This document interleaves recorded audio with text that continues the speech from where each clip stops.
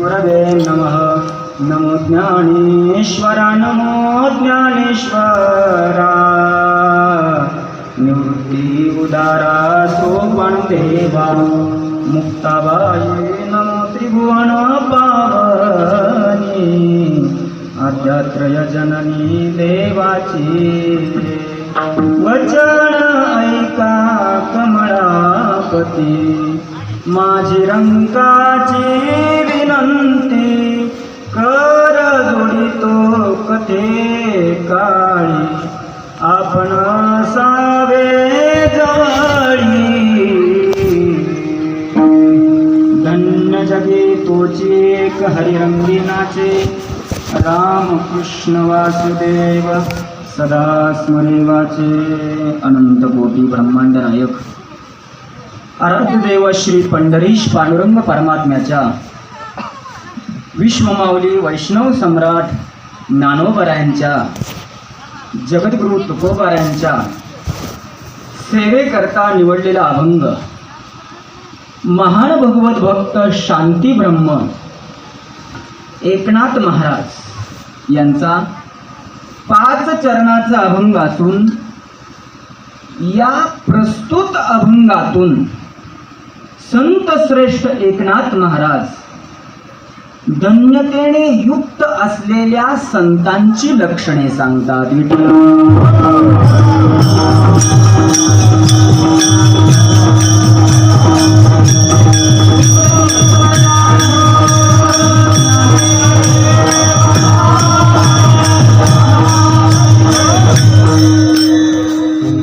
सेवेला आरंभ करण्यापूर्वी अल्पसा परिहार सर्वांना ज्ञात आहे म्हणूनच सगळे उपस्थित आहात. पण तरी सुद्धा एक वक्त्याचं कर्तव्य. आज या पवित्र अशा या भूमीमध्ये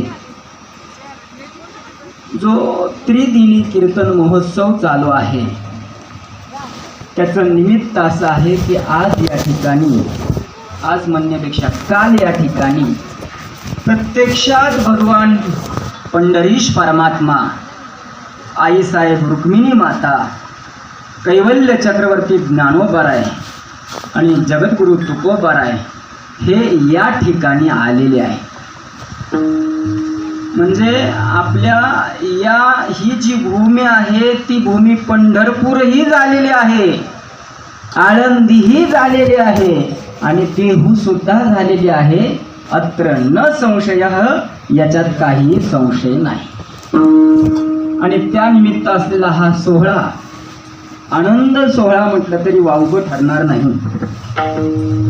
आणि त्यामध्ये द्वितीय दिवसाची ही पहिली सेवा गुरुवर्य महाराजांच्या आज्ञेने माझ्याकडे आलेले आहे. वास्तविक पाहिलं तर आता बहुतेकांच्या मी ओळखीचा असेल आणि बहुतेकांच्या अनोळखी असेल.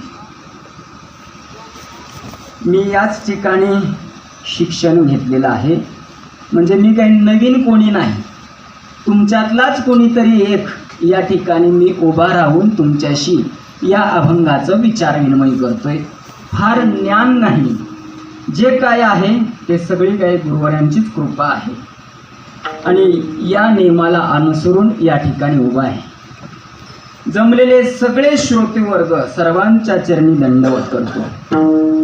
माझं परमभाग्य असं आहे की जे मला गुरुस्थानी आहे, प्रत्यक्ष गुरु आहेत, ते आज या ठिकाणी उभे आहेत कीर्तनाला साथ देण्याकरता.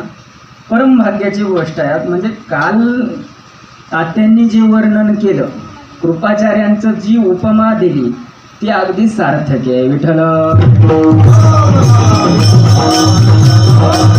म्हणजे मला आता कमतरता वाटत नाही, कालच्यापेक्षा काळकरी कमी आहेत, गायनाचार्य वगैरे कमी असं वाटत नाही. म्हणजे म्हणून दाखवलं म्हणून कमी आहेत असं नाही मला म्हणायचं. पण एकलाची न पुरे हे कधीही मानावंच लागणार आहे. असो, महाराजांच्या चरणी सर्वच गुरुबंधू, श्रेष्ठ असणारे सर्व भजनी मंडळ, जमलेले सर्व श्रोतृवर्ग, गुरुवर्य नाना महाराजांच्या चरणी सर्वांच्या चरणी दंडवत करतो. आणि ज्यांच्या सत्तेने या ठिकाणी उभा राहून बोलण्याचा प्रयत्न करतोय असे हरिभक्त पारायण आपले महाराज त्यांच्या चरणी शतशः दंडवत करतो. गाडी असते, आपण म्हणतो गाडी किती भारी आहे, त्याचे काच किती चांगले आहेत, कलर किती भारी आहे, चाक किती भारी आहे, सगळं आपण म्हणतो. पण एकदा काही इंजन बाजूला काढलं की गाडीच चालत नाही. महाराज म्हणजे तसेच आहे. फार विशेष वाटलं म्हणजे आमच्या गावातील मंडळींनी सुद्धा विशेष केलं. एवढी मोठी पत्रिका आहे, एवढे मोठमोठे महाराज मंडळ आहेत आणि त्याच्यात महाराजांचं नावच कुठं नाही. महाराजांचं पूर्ण पत्रिकेतच नाव कुठं नाही, याला म्हणायचं परमार्थ विठ्ठल.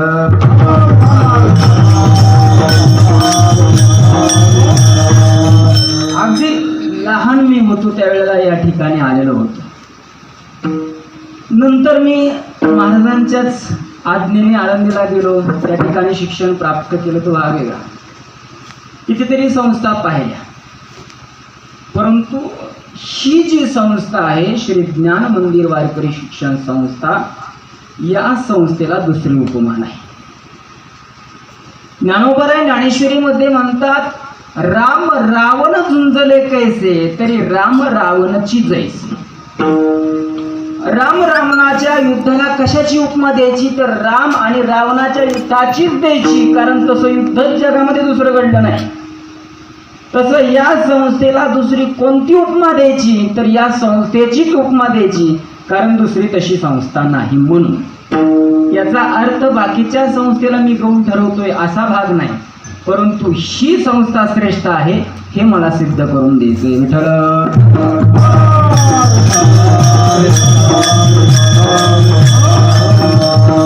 महाराज म्हणजे माझ्यासाठी गुरुवर्य द्रोणाचार्य होते आणि मी त्यांचा अर्जुन होतो. म्हणजे अभिमन्यू महाराज राग मानून घेऊ नका. प्रत्येक शिष्याने हे समजलंच पाहिजे. म्हणजे प्रत्येक शिष्याने अशीच आपली समजूत मनाची केली पाहिजे की गुरुदेवांचं फक्त प्रेम माझ्यावरच आहे. असं जर म्हटलं नाही त्याला जवळ करतात आणि मला जवळ करत नाहीत, मग काय नाही, मग काय खरं. पण हे खरंच आहे. आणि गुरुमाता म्हणजे खरोखरच त्या माता आहेत. अहो, काळजावर दगड ठेवून स्वतःच्या लेकराप्रमाणे सर्व लेकरांना पाहणारी एकमेव आहे ती विठ्ठल.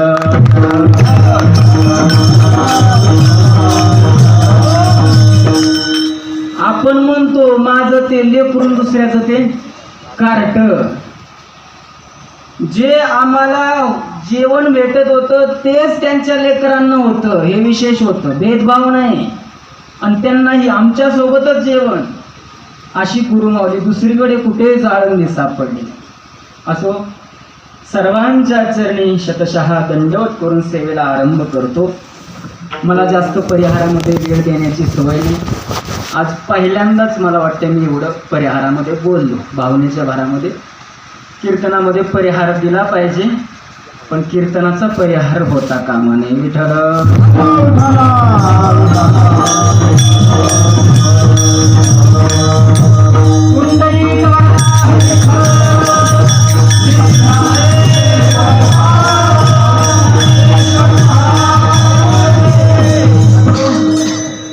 सर्वच श्रेष्ठांच्या चरणी दंडवत, गुरुवर्य महाराजांच्या चरणी दंडवत, गाथामूर्ती परमपूजनीय श्री गुरु राऊतबाबांच्या चरणी दंडवत करून सर्वच गुरुदेव ज्याप्रमाणे मला बुद्धी देतील त्याप्रमाणे या अभंगावर चिंतन करण्याचा प्रयत्न करूया. सेवेसाठी निवडलेला अभंग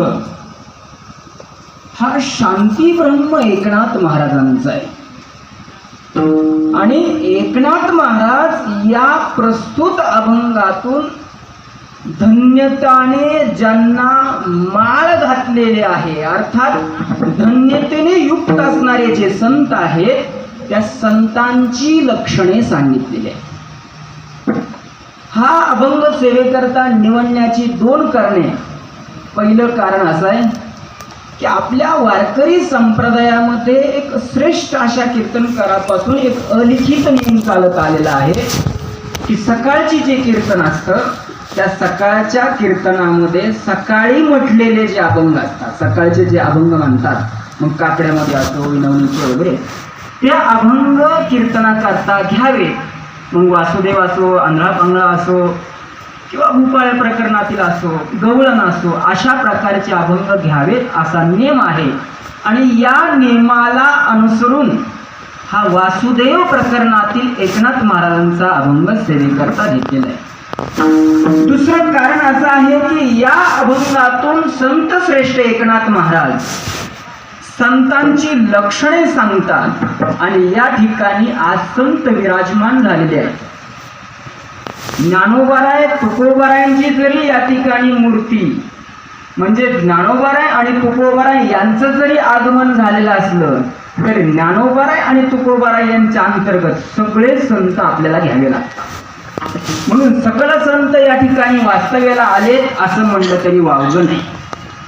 म्हणून संतांचं वर्णन करणारा अभंग घेतलाय, संतांची लक्षणे सांगणारा. आणि संतांचं वर्णन केलेलं देवाला आवडतं हे प्रत्यक्षात देवच म्हणतात. येतु धर्म्या मृतमिदं भक्तं पनुपासते श्रद्धाना मत्परमा भक्तास्ते तिव मे प्रियः.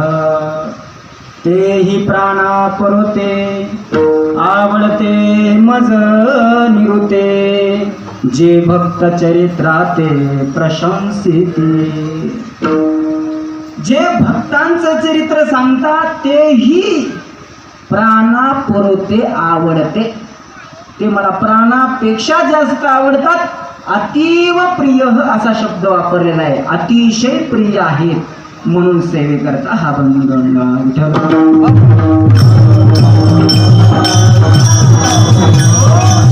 आणि या अभंगातून संत श्रेष्ठ शांती ब्रह्म एकनाथ महाराज संतांची लक्षणे सांगतात. लक्षणावरून तो व्यक्ती कोण आहे हे ठरत असते. लक्षण फार महत्वाचे. लक्षणानं कळतो तो व्यक्ती मूर्ख आहे का शहाणा आहे. लक्षणानं कळतो. लक्षणानं कळतो तो व्यक्ती कोण आहे. राजकारणातला आहे का परमार्थातला आहे का संसारात चांगला बुडाला आहे हे त्याच्या लक्षणानं कळतं. कीर्तनाला आलं तरी संसाराच्या गप्पा मारत असेल तर अगदी समजावं की गळ्यात माळ असली तरी तो कोण आहे. संसारिक आहे. लक्षणं सांगून जातात व्यक्ती कोण आहे. त्यामुळे लक्षणाला फार महत्व आहे. एक व्यक्ती, त्या व्यक्तीने फोन केला, अरे बाबा पंढरपूर तुमच्यापासून जवळच आहे. आमचे वडील पंढरपूरला दर्शनाकरता निघाले, पण आता रात्र होत आली, संध्याकाळ झाली, त्यामुळं त्यांना असं म्हटलं की पंढरपूरला जाण्यापेक्षा इथं नातेपुतेलाच उतरा. आणि नातेपुतेपासून दहेगाव जवळ आहे, तिथं माझा एक मित्र आहे, तो मित्र तुम्हाला नातेपुतेमध्ये बस स्टँडवर नेण्याकरता येईल. त्यांच्या घरी एक दिवस मुक्काम करा, दुसऱ्या दिवशी सकाळी उठून पंढरपूरला जा.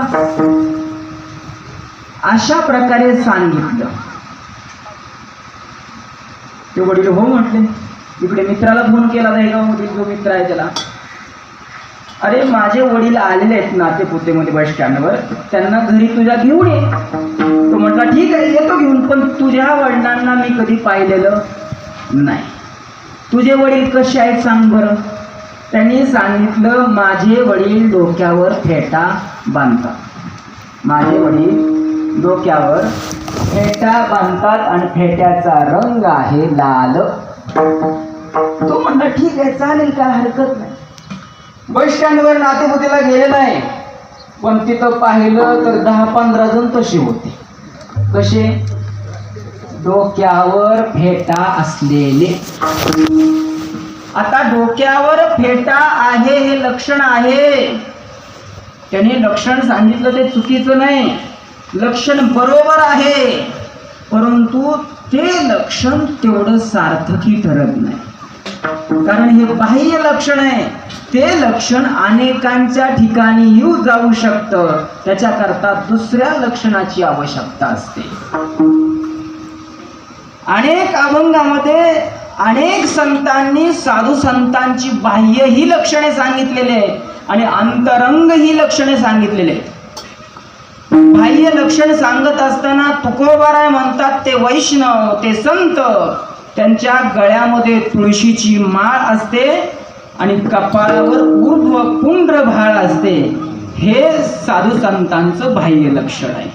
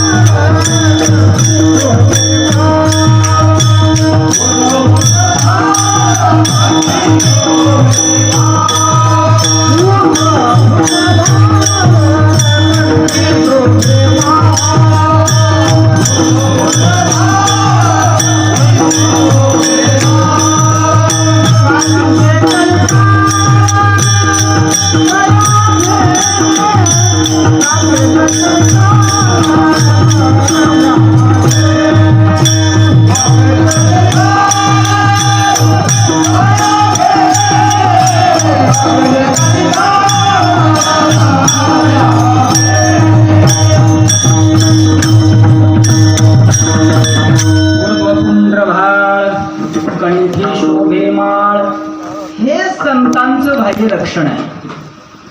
गळ्यामध्ये तुळशीची माळ असणं,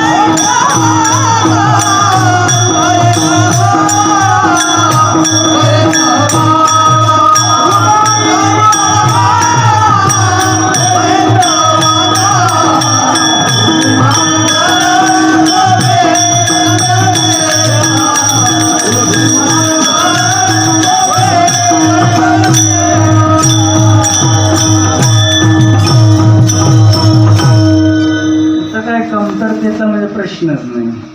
धन्यवाद विठ्ठल.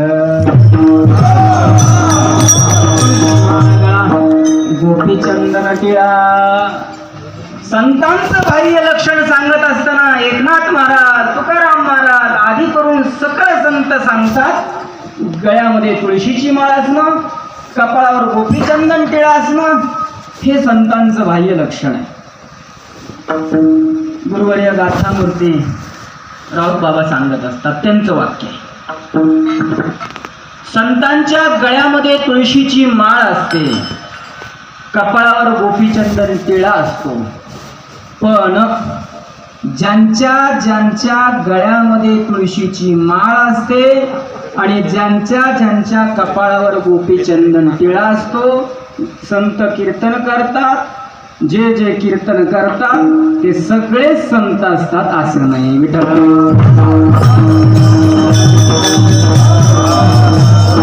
कीर्तन करण्याचा आणि संतत्व पदवीचा काही संबंध नाही. कपाळावर गंध लावण्याचा आणि गळ्यामध्ये तुळशीची माळ असण्याचा काही संबंध नाही. हे केवळ बाह्य लक्षण आहे, हे सामान्य लक्षण आहे आणि हे सामान्य लक्षण बहुतांश ठिकाणी जात असतं. ज्ञानोबा 13व्या अध्यायामध्ये म्हणतात, एरवी तरी पंडुसुता अंतर शुद्ध नसता बाह्यते तत्वता विटंबुची गा. अर्जुना, अंतर शुद्ध नसता बाह्यते तत्वता विटंबुची गा. आत शुद्ध नसे तर बाहेरचा सगळा ढोंगपणा आहे.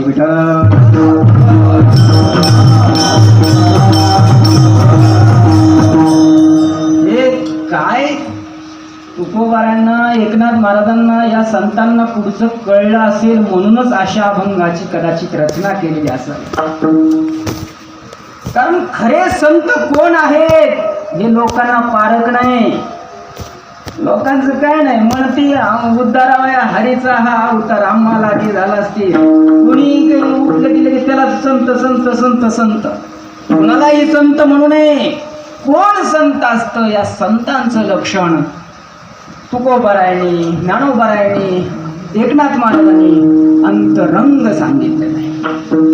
आपण मागेच उदाहरण बोलून गेलो, डोक्यावर फेटा आहे. हे डोक्यावर फेटा असणं सामान्य लक्षण आहे. सामान्य लक्षणावरून कधीही तो व्यक्ती कोण आहे हे सांगता येत नाही. मग त्याने फोन करून सांगितलं, अरे बाबा माझ्या वडिलांचं नाव शांताराम आहे. म्हणजे गाण्यातले नाही का, नाव शांताराम आहे पण नावाप्रमाणे नाही, नावाप्रमाणे नाही. त्यांना अगदी 2-2 मिनिटाला कुणासोबत तरी भांडावं लागतं. नाही कोण भेटलं तर कुत्र्याच्या शिफ्टीव पाय देतील आणि भांडतील, पण भांडणार हे निश्चित आहे. त्यामुळे तिथं पहा बस स्टँडवर कुणासोबत तरी ते भांडत असतील. पण इकडं तिकडं पाहिलं, फोनवर बोलता बोलता त्याच्या लक्षात आलं कंडक्टर सोबतच एक म्हातारा भांडत होतो. डोक्यावर पाहिलं फेटा होता. वा वा म्हणजे चला शांताराम चला. हे सामान्य लक्षण ज्या वेळेला पुरत नाही त्यावेळेला विशेष लक्षणाचा वापर केला जातो. एक जण म्हटलं, अरे तुझ्या गावात आलोय, तुझं घर कुठं आहे? त्याने सांगितलं पूर्वेकडे वळायचं, पूर्वेकडच्या रस्त्याने यायचं, पुन्हा डाव्या हाताला वळायचं, पुन्हा पूर्वेकडे जायचं, पुन्हा डाव्याकडे वळायचं आणि डावीकडे वळल्यानंतर एक वस्ती येते. वस्तीमध्ये 20-25 घरं आहेत आणि ज्या घरावर कावळा बसलेला आहे ते घर माझं आहे. काय सांगितलं? ज्या घरावर कावळा बसलेला आहे ते घर माझं आहे. तो ज्या वेळेला आलेला होता त्यावेळेला सगळ्याच घरावर कावळा बसला होता. सगळ्याच घरावर कावळा बसला होता. आता त्याला समजेना गेलं की कोणत्या घरी जायचं. त्यांनी पुन्हा फोन केला, अरे सगळ्याच घरावर कावळे आहेत, कोणत्या घरी जावं? मग त्यावेळेला त्यांनी विशेष लक्षण सांगितलं जे कुणाच्याच घरावर नव्हतं. त्यांनी सांगितलं, आमच्या घरावर भगवा झेंडा लावलेला आहे. तो मग त्या घरी आला. सामान्य लक्षणाने ज्या वेळेला पूर्णता होत नाही त्यावेळेला विशेष लक्षण द्यावं लागतं. याप्रमाणे एकनाथ महाराजांनी सामान्य लक्षण न सांगता संतांचं विशेष लक्षण सांगितलं. अभंगाचं प्रथम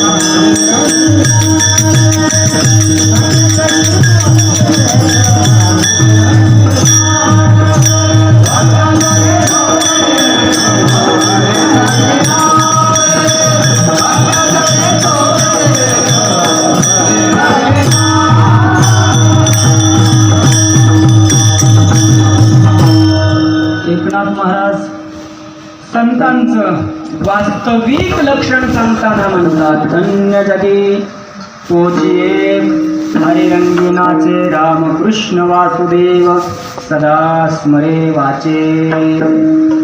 धन्य जगी तोची एक, जगी तोची एक धन्य. संतांचं वर्णन करत असताना एकनाथ महाराज त्यांना धन्य या शब्दाने संबोधितात. संत कोण आहेत?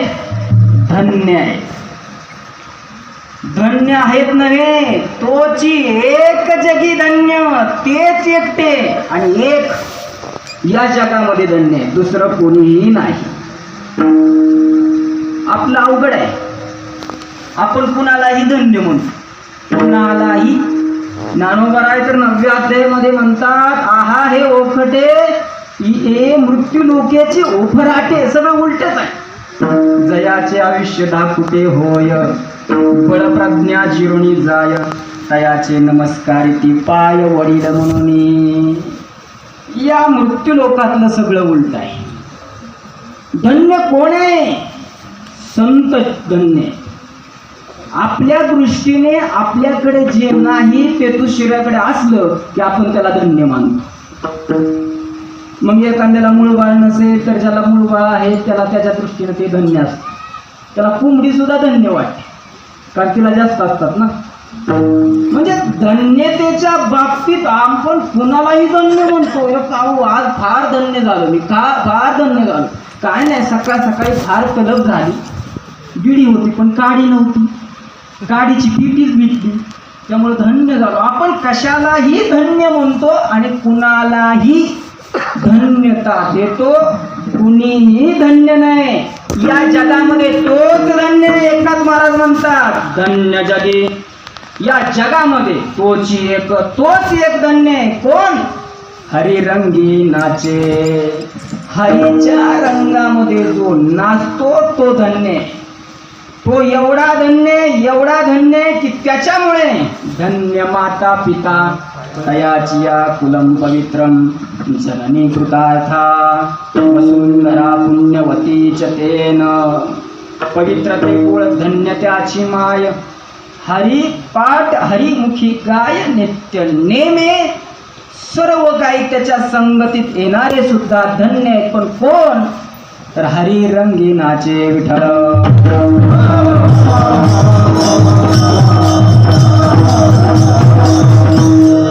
हरी रंगी नाचे इथं शब्द एकनाथ महाराज वापरतात.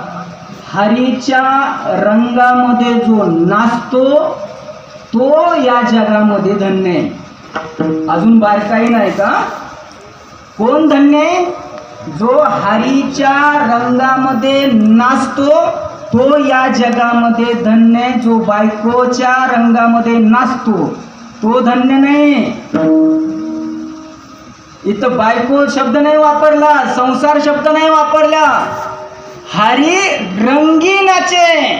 हरीच्या रंगामध्ये जो नाचतो, डीजीवर नाचतो तो नाही. धन्य कोण आहे? जो हरीच्या रंगामध्ये नाचतो तो धन्य आहे.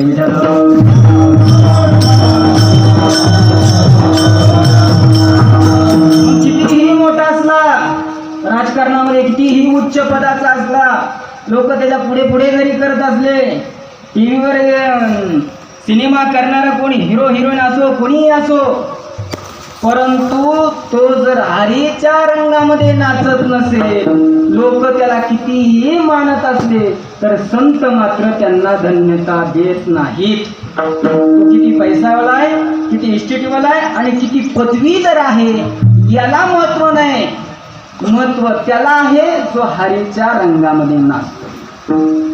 आपल्या खिशात पैसा जरी नसला तरी आपण धन्यवान आहे, कारण साधू संतांनी त्यांना धन्य म्हटलेलं आहे. कोण धन्य आहे?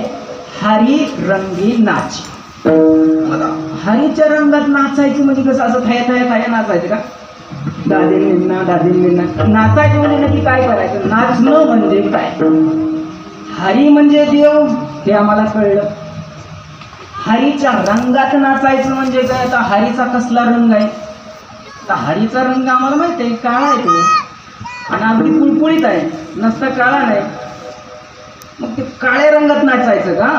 हरीच्या रंगात नाचायचं म्हणजे नक्की काय? रंग म्हणजे काय आणि नाचणं म्हणजे काय?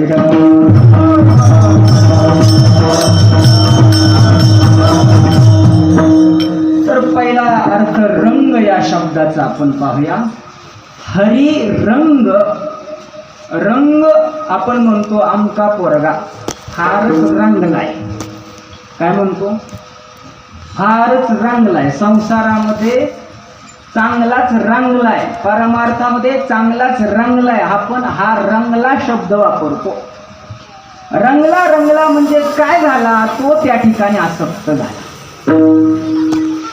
रंगला म्हणजे त्या ठिकाणी आसक्त झाला असा अर्थ.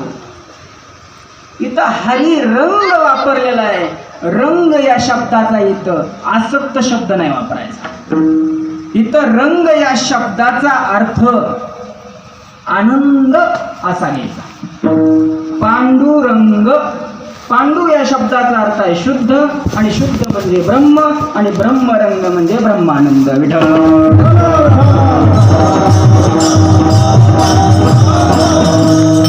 पांडुरंग म्हणजे केवळ आनंद, आणि हरिरंग म्हणजे हरीच्या आनंदामध्ये म्हणजेच परमार्थामध्ये जो नाचे, हरिरंगी नाचे, हरीच्या रंगामध्ये नाचतो. आता मागे सांगितलेला अर्थ इथं घ्यायचा. अहो काय ना पोरग बिघडले तो. काय झालं बिघडलं? लग्न झाल्यापासून बायकोच्या तालावर नाचतो. काय म्हणतो आपण? बायकोच्या तालावर नाचतोय. म्हणजे बायको म्हटले हात वर कर, किती हात वर करतं, पाय आहे वाकडा कर म्हणजे वाकडा करतं, बायको पक्वा घेऊन बसते, तीन तीन तीन तीन करते, मग तसं नाचतो. याला म्हणायचं का? नाचतो म्हणजे नक्की काय? तर नाचतो म्हणजे बायको जसं म्हणते तसं तो करतो. नाचतो म्हणजे काय? बायको जशी म्हणते तशा प्रकारे करत असेल तर तो शब्द वापरला जातो. म्हणजे बायकोच्या ठिकाणी तो स्थिर आहे, पत्नीच्या ठिकाणी तो स्थिर आहे. तसं हरिरंगी नाचे म्हणजे जो परमार्थामध्ये स्थिर आहे. काय? जो परमार्थामध्ये स्थिर आहे. कोणतीही कशीही परिस्थिती आली, तुका म्हणे आले तुका म्हणे तुझा न पडावा विसर. दुःखाचे डोंगर आले तरी, कसाही प्रसंग आला तरी तो विचलित होत नाही. असा जो आहे तो धन्य जगी, तोची एक हरिरंगिनाचे.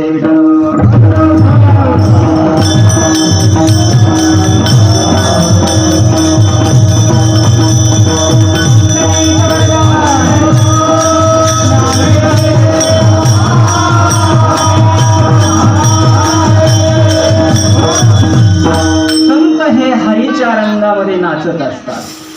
कोणत्याही परिस्थितीमध्ये, कशाही परिस्थितीमध्ये देवापासून विनमुख होत नाही. कायम अखंड भगवंताच्या ठिकाणी त्यांचं चित्त स्थिर असतं, आणि चित्त स्थिर करून ते भगवंताचं चिंतन करतात. कोणतं चिंतन करतात? रामकृष्ण वासुदेव सदा स्मरे वाचे. राम कृष्ण वासुदेव अशा प्रकारे सदा स्मरे वाचे. वाचेने सदा स्मरे. वाचेनं तो सतत त्याचं स्मरण करतो. गाय डोंगरावर असते, पण डोंगरावर जरी गायी चरत असली तरी तिचं लक्ष मात्र वासराजवळ असतं. तसं संत संसारामधील काहीही काम करत असली तरी त्यांचं चित्त मात्र परमात्म्याच्या जवळ स्थिर असतं. आणि परमात्म्याच्या जवळ स्थिर राहून कृष्ण विष्णू हरी गोविंद या नामाचे निखल प्रबंध, माझी आत्मचर्चा विशद उदंड गाती सततम कीर्तयन्तो माम यतन्तश्च दृढवताः. अखंड भगवंताचं चिंतन करतात. अखंड चिंतन करतात. नवे नवे चिंतन करणं हाच त्यांचा व्यवसाय झालेला असतो. तुकोबरांना विचारलं, तुकोबर आहे तुमचा व्यवसाय काय? व्यवसाय तुकोबराने सांगितलं रात्रंदिवस एवढाच आम्हाला व्यवसाय.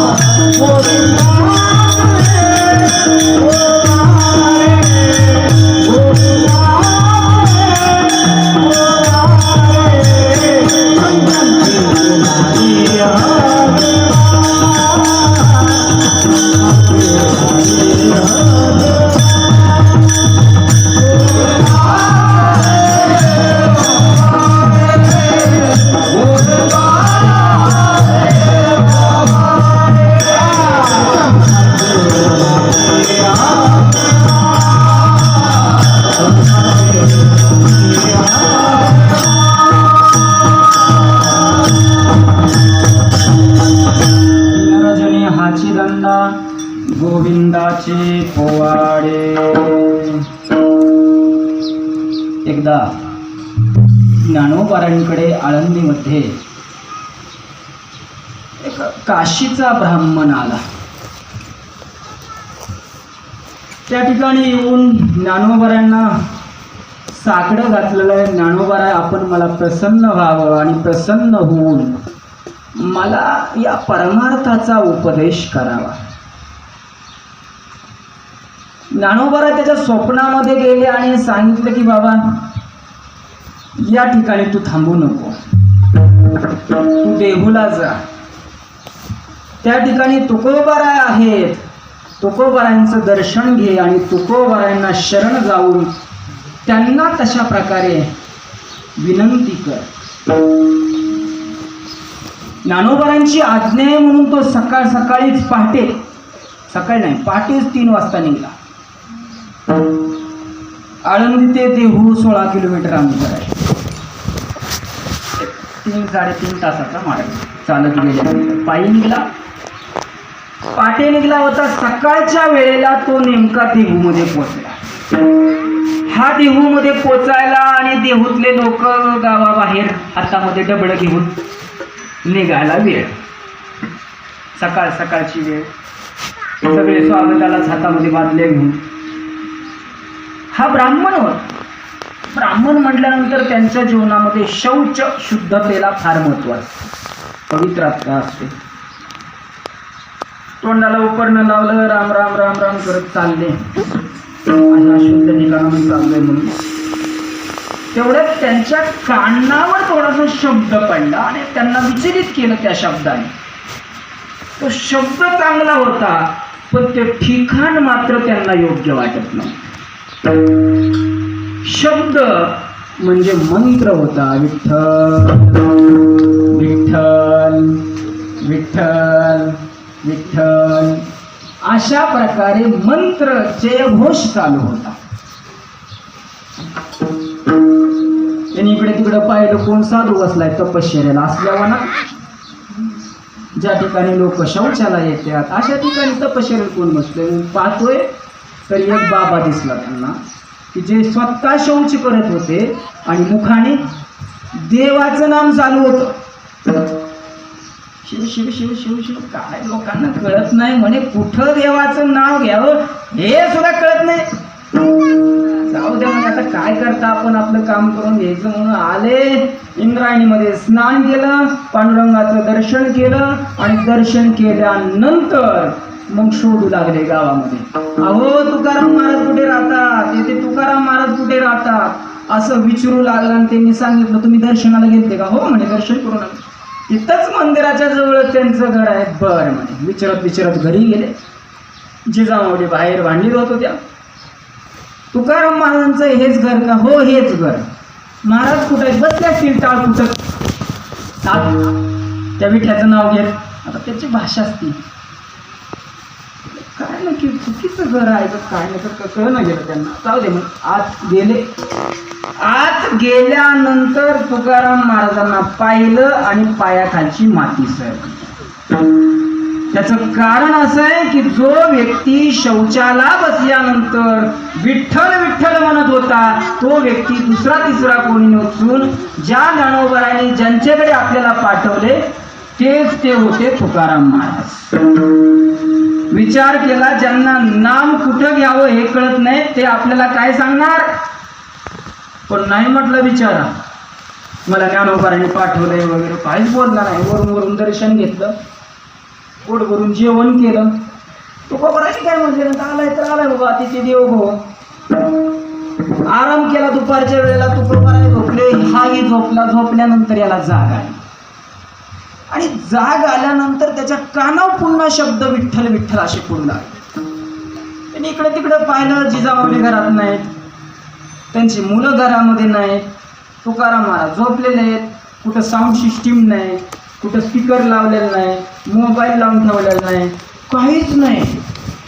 विठ्ठल विठ्ठल आवाज कुठे. भिंतीला कान लावतात, भांड्याला कान लावतात, काहीच लक्षात येईना. मग फार निरीक्षण केल्यानंतर त्यांच्या हे लक्षात आलं की हा आवाज जो येतोय तो आवाज तुकोबारायांच्या पूर्ण शरीरातून येतोय, प्रत्येक रोमातून येतोय. शास्त्रकार सांगतात शेंडीपासून आपल्या पायाच्या नखापर्यंत आपल्या संपूर्ण शरीरावर एकूण 3.5 करोड रोम असतात. घरी जाऊन मोजा किती असतात. 3.5 करोड. तुकोबारायांचे एका वेळेला 3.5 करोड वेळा विठ्ठल विठ्ठल नामस्मरण होत होतं. हे त्याच्या लक्षात आलं. त्यांनी दंडवत घातलं. मला पुढचा कथा बाबा सांगायचा बघा. राम कृष्ण वासुदेव सदा सदा या शब्दावर म्हणतोय. सदा स्मरे वाचे अखंड भगवंताचं ते चिंतन करतात असे ते संत धन्य जगी तोची एक ते या जगामध्ये धन्य. अजून कसे संत असतात अभंगा चतुर्थीच्या.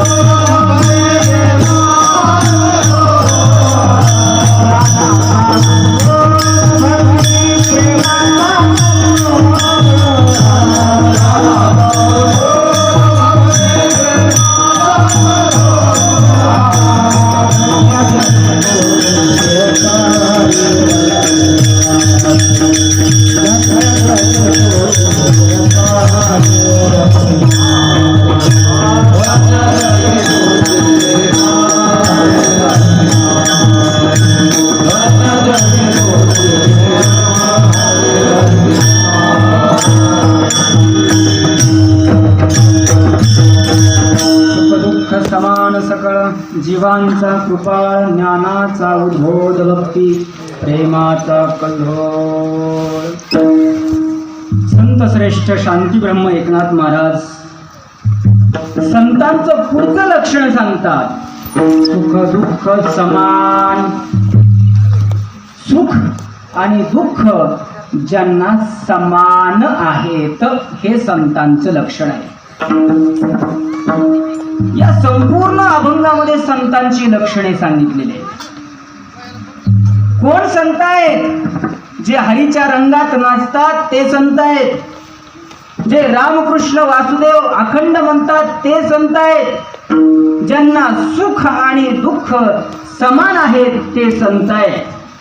समशत्रोच मित्रेच तथा मान अमानयो शीतोष्ण सुख दुःखेषु समसंग विवर्जितः सुखेषु सुख आणि दुःख ज्याला सम आहे, समान आहे.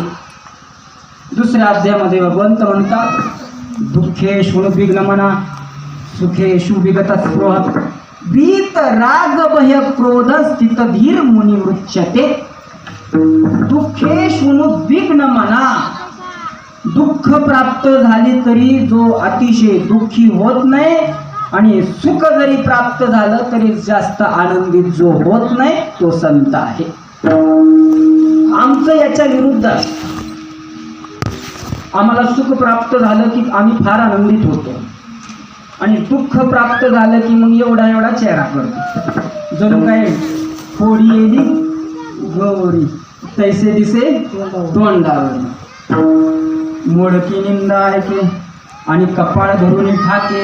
ज्ञानोबारा म्हणतात थोडीशी निंदा ऐकतो आणि कपाळ धरून बसतो, माझी निंदा केली, माझी निंदा केली.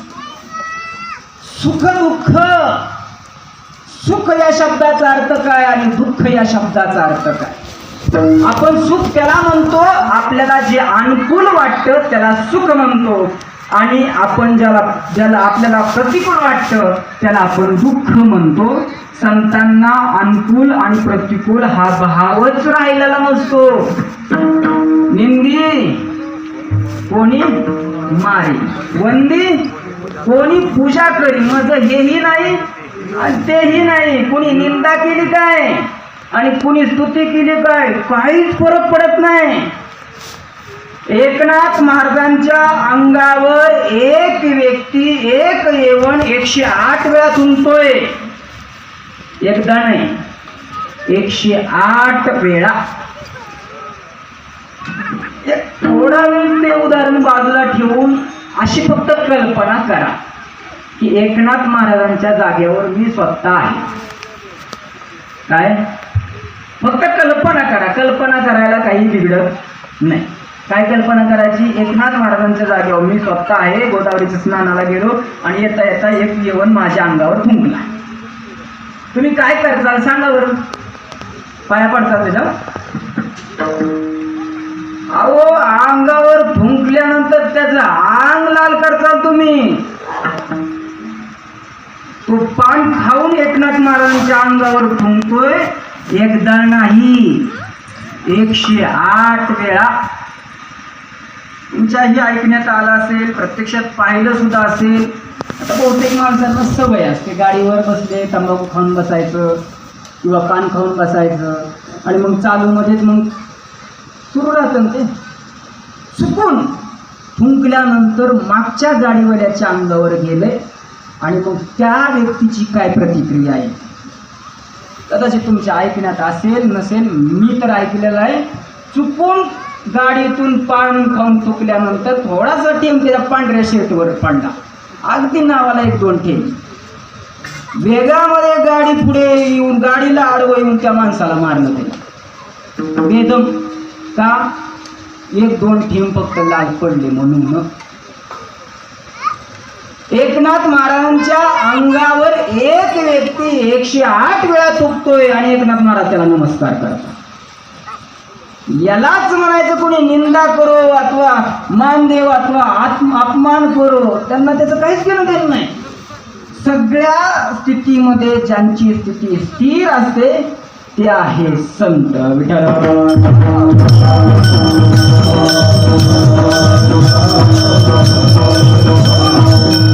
सुख दुःख समान, सुख आणि दुःख हे ज्यांना समान असते. आम्हाला सुख आलं की एवढा आनंद होतो, एवढा आनंद होतो, कुठे ठेवून कुठे नाही, असं आकाशातून उडायला लागतो. म्हणजे जमिनीवरच चालत असतो पण आकाशातून उडत चालला, हवेतच चालतो. दुःख आलं की असं चेहरा पडून जातो. संत मात्र असे आहेत सागरासारखे. भगवंत म्हणतात अपूर्यमानम मचलम प्रतिष्ठम. अपूर्यमानम, समुद्र हा चहू बाजूने भरलेला असतो. एखाद्या वर्षी पाऊस जरी नाही पडला तरी तो आटत नाही आणि एखाद्या वर्षी कितीही पाऊस पडला तरी सुद्धा तो त्याची पातळी ओलांडून येत नाही. सर्व परिस्थितीमध्ये तो जसा समान आहे तसे संत आहे. समदुःख काय, सुख दुःख समान, सुख आणि दुःख त्याला समान आहे. अहो तुकोबारांचं दिवाळी निघलं, पत्नी मेली, सगळं काहीच राहिलं नाही आणि तुकोबारांचे उद्गार आहेत. बरे झाले देवा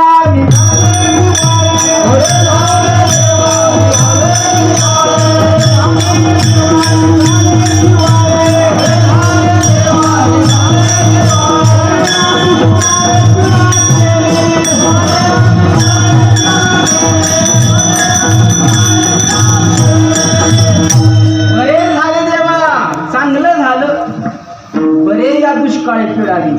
बरं झालं पिढा गेली. आम्हाला चप्पल गेली तर 2 दिवस गुलाबजाम सुद्धा गोड लागत नाही. त्याच्यानी चुरून नेली त्याला सुद्धा चूक लागत नाही आपल्या तळतळाने. आणि हे संत दिवाळ निघालं, पत्नी मिळून बरे झाले देवा म्हणतात. यालाच म्हणायचं सुख दुःख समान. पुढचं लक्षण आहे सखळ जीवांचा कृपाळ. हे संत सखळ जीवांचा कृपाळ आहे, सर्व जीवांवर कृपा करणारे आहे. इथं जीव शब्द वापरलाय, मनुष्य नाही. मनुष्य म्हणलं तर फक्त एक विधता आली, सखळ जीव म्हणले की सगळेच आले. मग त्याच्यात गाढव आला, वराळ आला, माकड आलं, सगळेच जीव सगळ्याच जीवावर कृपा करतात. सकळ जीवांचा कृपाळ. ज्ञानोबा म्हणतात गायीची तृष्णा हरू, व्याघ्रा विष होऊन मारू, हे नेनेची गाठ करू तोय जैसे, तैसे आगवेची भूतमात्री जया, सकळ मैत्री कृपेची धात्री आपणची जो. कृपेची धात्री, कृपेला जन्म देणारे हे संत आहे. पाण्याला असं नाही वाटत की गायीला आपण अमृत करू आपलं स्वतःचं स्वरूप, ही वाघ आहे याला विष बनवून आपण मारू, असं नाही वाटत. पाणी जसा भेदभाव करत नाही तसे संत आहे.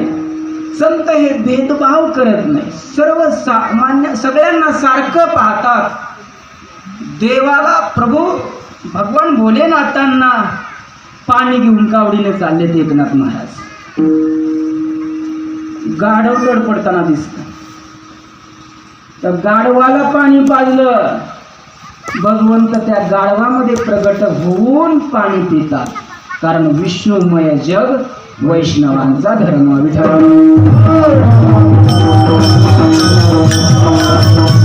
कृपा करत असताना तो कोणत्या जातीचा आहे, कोणत्या वर्णाचा आहे, कोणत्या धर्माचा आहे, बारका आहे मोठा आहे हे पाहत नाही. सकळ जीवांचा कृपाळ, सर्व जीवावर ते कृपा करतात. अहो रेड्यावर कृपा केली ना बरोबरने. रेड्यावर सगळ्यात मूळ प्राणी म्हणलं तर रेडा आहे. मूळ म्हणजे ज्याला काही कळत नाही. ते रेल्वेचा रूळ असतो ना, पूर्ण रेल्वे येताना दिसली ना तरी तो बाजूला सरत नाही.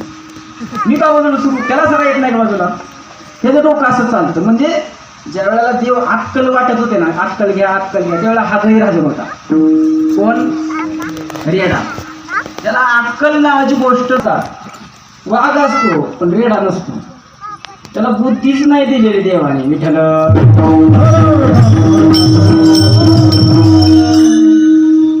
रेल्वे येत असले तर तो पळत जातो आज फोन करून, पण बाजूला नाही सरत. असा रेडा. पण त्या रेड्याच्या मस्तकावर ज्ञानोबाने हात ठेवून त्याच्या मुखातून वेद बोलवला. रेड्या मुखी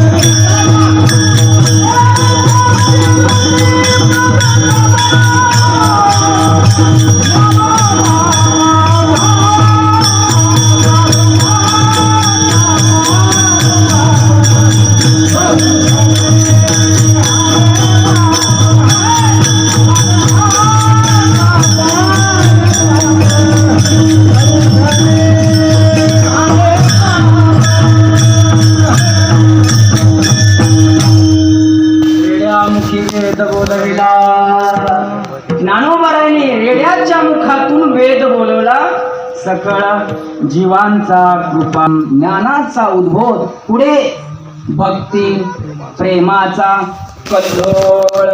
भक्ती आणि प्रेम यांची ते लाट आहे. भक्ती प्रेम.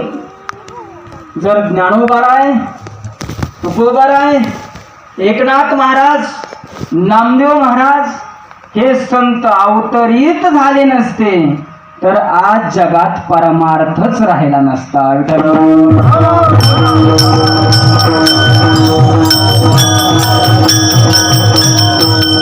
आज जगामध्ये जो काही परमार्थ चालू आहे त्याचं कारण यांचा अवतार आहे. हे जर अवताराला आलेच नसते तर पंढरीच्या विठ्ठलाला कुणीच ओळखलं नसतं. भक्ती प्रेमाचा कल्लोळ भक्तीने युक्त आहे आणि प्रेमाचा कल्लोळ प्रेमाने युक्त आहे. संत किती प्रेम संतांच्या मनात लोकांविषयी. ज्यांच्यामुळे आई वडिलांना देहांत प्रायश्चित्त स्वीकारावं लागलं, ज्यांनी आयुष्यभर संन्यासाची कार्टी म्हणून हिणवलं, ज्यांनी साधी शिळा तुकडा सुद्धा वाढला नाही, भिक्षा मागायला गेल्यानंतर झोळीमध्ये शेण चिखल माती टाकावी, अंगावर दगड मारावे, अशा लोकांवर एवढी ज्ञानोबारायांनी कृपा केली. अशा विसोबा चाटेंना असा अधिकार प्राप्त करून दिला की ते नामदेव महाराजांचे गुरु बनले. काय प्रेम आहे आपली, त्यांची काय तुलनाच होत नाही. किती किती प्रेम आहे. ज्ञानोबाराने विचारलं, ज्ञानोबारा तुम्हाला काय पाहिजे? ज्ञानोबारा म्हटले नाही सूर्यचंद्र आहे तोपर्यंत माझं नाव राहावं. ज्ञानोबारा म्हणतात जे खळांची व्यंकटी सांडो तया सत्कर्मी रती वाढो. याच्यावरून कळतंय प्रेमाचा कल्लोळ विठ्ठल.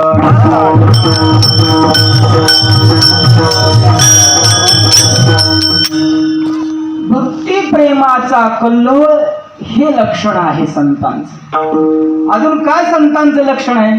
विषयी विरक्त जया नाही आपपर. विषयी विरक्त, आता वेळ झाल्यामुळे सरळ घेतो. विषयी विरक्त हे संत विषयाविषयी विरक्त असतात. तुम्ही विषय म्हणल्यानंतर कोणता विषय? इंग्रजी, मराठी, संस्कृत, कोणता विषय नक्की? तर विषय या शब्दाचा अर्थ इथं शाळेतील विषय नाही घ्यायचा. मग परमार्थातला घ्यायचा का? मग पकवास घ्यायचा का? गायन घ्यायचा, पिटी काय कीर्तन, कोणता विषय? विषय या शब्दाचा अर्थ पंचविषय. शब्द, स्पर्श, रूप, रस आणि गंध हे पंचविषय. ह्या पंचविषयाविषयी ते कसे असतात? विरक्त असतात. वमिलिया अन्ना जैशी लाळ न घोटे रसना. एक जणाला फार भूक लागली होती, पंक्तीला येऊन बसला पण तेवढ्यात बुंदी संपली होती. म्हटलं अरे काय मुख्य मेनूच माझ्यासाठी ठेवला नाही म्हणे, बरोबर नाही बरं का, असं योग्य नाही, बोलवलं ना आम्हाला ठेवलं नाही म्हणे, असं कसं काय? तेव्हा असं म्हणतोय की नाही तोपर्यंत एक लहान लेकरू पोटात बसत नव्हतं तरी बळ बळ बळ बळ पहिल्यांदाच भेटल्यासारखं बुंदी खाल्ली त्याने. पटपट पटपट पटपट पटपट ती काय पचली नाही, ढसा ढसा पाणी पिलं.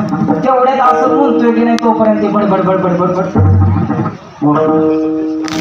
ते म्हणलं तुला बुंदीच पाहिजे होती ना, आता पुढचं काही सांगत नाही विठ्ठल.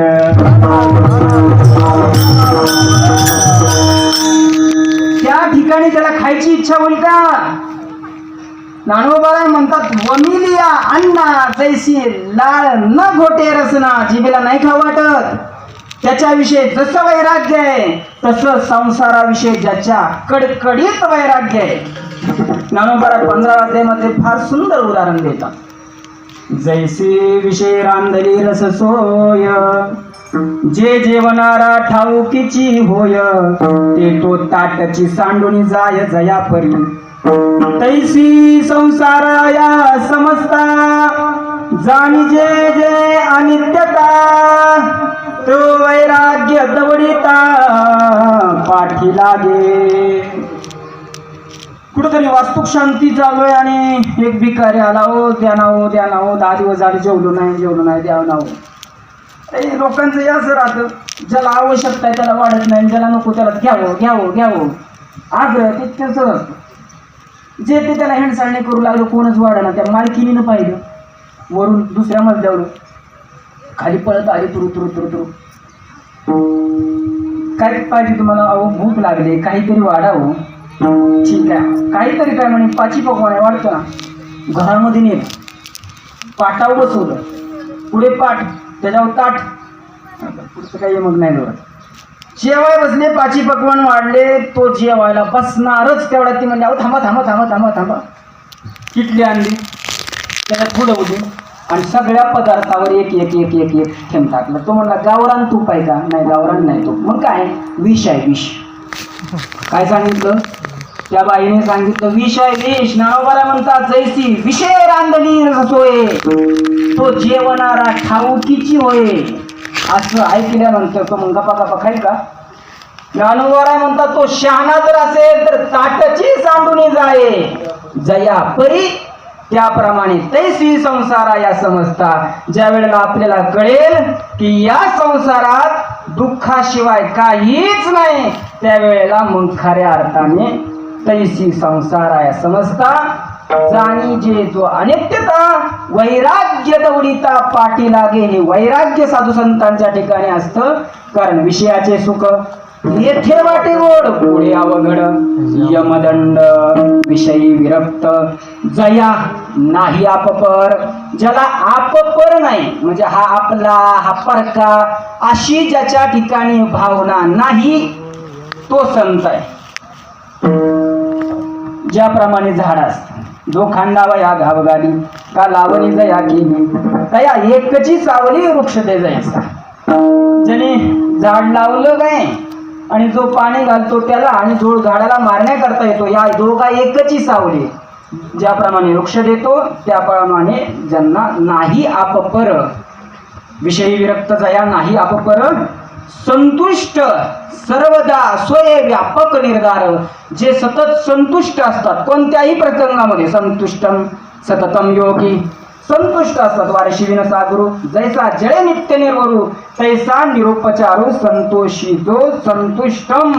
सतत संतुष्ट असतात आणि व्यापक निर्धार, स्वयं व्यापक निर्धार. माझं स्वरूप हेच जगामध्ये व्यापक झालेलं आहे. तुका म्हणे जोग अवघा झाला पांडुरंग. असंच आहे का?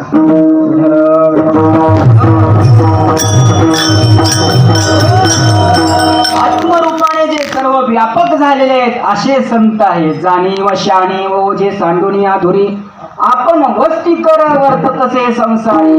जाणीवपणा आणि शहाणीवपणा म्हणजे मी ज्ञानी आहे, मी फार शहाणा आहे, अशा प्रकारचं डोक्यावरचं ओझं सोडून सांडूनी अधुरी आपण वस्ती कर वर्ततसे संसारी. एखादा वस्ती आला प्रातःकाळी उठून गेला. जसं एखादा प्रवासी पंढरपूरला चाललाय, जाता जाता एखाद्या गावात मुक्काम करतो, पण मुक्काम केल्यानंतर त्याला हे माहित असतं की सकाळी उठून आपल्याला पुन्हा निघून जायचंय. त्याला त्या जागेविषयी, त्या व्यक्तीविषयी जसा मोह नसतो, त्याप्रमाणे हे संत तसे राहतात. अजून ते संत कसे आहेत अभंगाचं शेवटचं चरण.